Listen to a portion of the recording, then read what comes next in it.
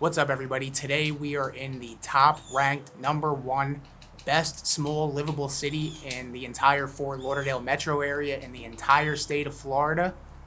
And it's probably a little bit overdue that I've done this video because this town is constantly winning awards left and right. So we're in Weston. Let's talk about it.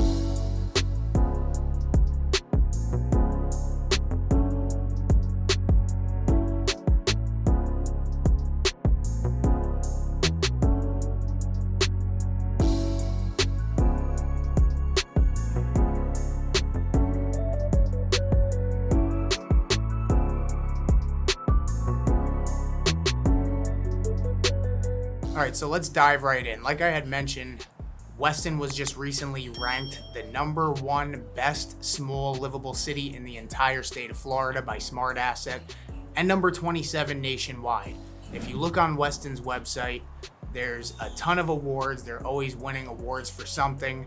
So again, long overdue for this video, but let's get started. So Weston, like the name suggests, is the furthest west suburb from Fort Lauderdale. It's actually one of the youngest cities in Florida, just incorporated in 1996. And if you take a look at the map here, you can see how far out it is. So you have Southwest Ranches to the south, Davie to the east, and then the Everglades basically to the north and west. So you're as far west as you can go, but that's not necessarily a bad thing, because if we look at the highways over here, you actually have pretty good highway access. So 595 is going to be the main east and west highway that'll take you from Fort Lauderdale, the airport, downtown, all the way out to Weston. Then you have the Sawgrass Expressway, which is a toll road that runs north and south. That'll take you to the Sawgrass outlets, the FLA Live Arena, and all the way up to Coral Springs and Parkland before it bends east to Deerfield Beach.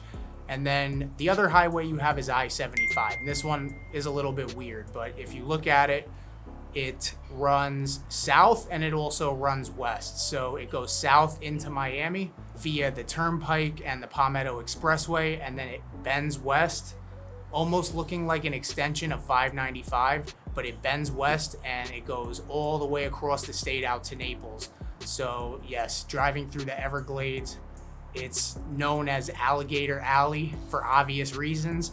I don't know how I'd feel about driving on a highway that's in the middle of nowhere for hundreds of miles. I might have to pass on that one, but then again, it may be a cool experience. But I digress. Weston is far out. That's one of the complaints that a lot of people have about it. But when you really look at the highway access that you have, it actually makes it a pretty accessible town. Now, I want to talk a little bit about the style of the town. And before we get into it, I just want to remind you that I am a realtor here in Florida. I love making these videos, but I love even more to help you with your real estate needs. So I'm going to leave my number and email on the screen.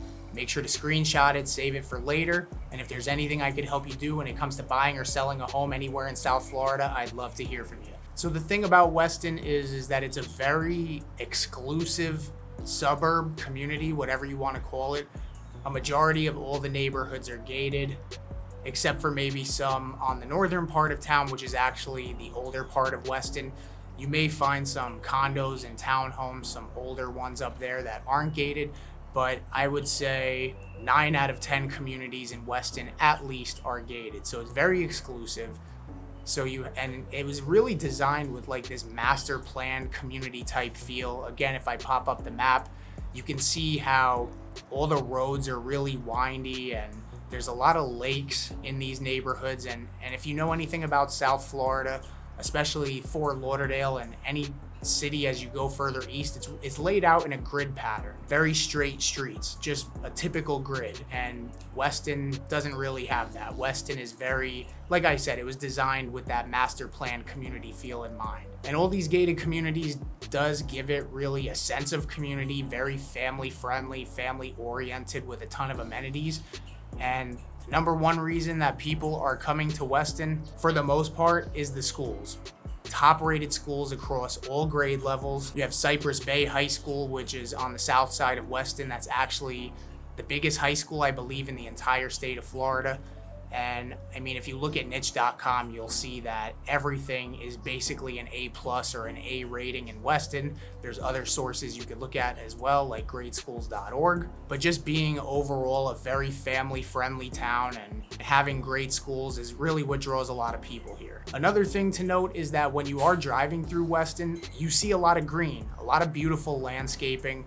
The fact that it is mostly residential, you're gonna see a lot of trees that are blocking out these neighborhoods because, like I mentioned, a majority of them are gated. So you see a lot of really nice landscaping, a lot of parks. One of the big ones is the Weston Regional Community Park. It's massive. It's over 100 acres with a ton of baseball fields, just sports fields, pickleball. And you have some smaller ones like the one I'm at now. There's just parks spread out throughout the town, and they're very keen on their landscaping here. Everything is very nice looking in Weston. One of the downsides to this town though is that there's really not a whole lot going on because of the fact that it's mostly residential. Everything kind of revolves around the center of town, which is the Weston Town Center. And really all it is an outdoor boutique style shopping center, but it's really nice. I mean, it's got that old Florida charming look, pastel colors. There's apartments there, and they hold a lot of events, especially during the holidays. So everything commercial is really driven through that little area of town. I mean, you will see shopping centers like public shopping centers on the outskirts. You do have the Cleveland Clinic Hospital, which is one of the top ranked hospitals in the entire state. That's in Weston as well, but there's not a whole lot to do out here otherwise. But I don't think a lot of people who are looking to live out here are really looking for an active lifestyle. Like I mentioned, you can just see it driving through the town. All you see is green. You don't see any commercial. You don't even really see houses because everything is hidden behind trees. So you have this town that's constantly winning awards, newer construction housing, top-rated schools, gated communities. You know it's gonna come with a price tag. And just to give you an idea, the median sales price in Weston is about $850,000 with an average sales price of about $950,000. Don't get it wrong, if you are looking for something more affordable, there's definitely options for condos and townhomes, and they're definitely more affordable with a median sales price of about just under $420,000. The one downside is that Weston is so desirable that nobody wants to leave. Not many people want to leave, so the inventory is very, very low.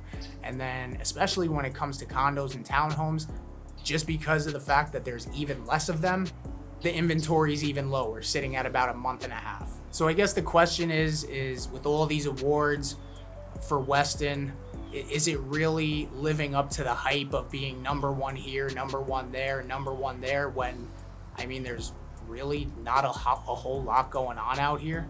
Again, it's gonna all be about perspective. If you're a family person, this may be perfect for you and this is all you need. If you're a single or a bachelor, you may not be too happy living out here, but I can't tell you that. All I can do is provide you the info and let you make that decision yourself, which allows me to remind you that I am a realtor here in Florida, and my number and email are on the screen, and I'd love to help you in any way that I can. So with that being said, enjoy the rest of your week, and we'll catch you on the next one.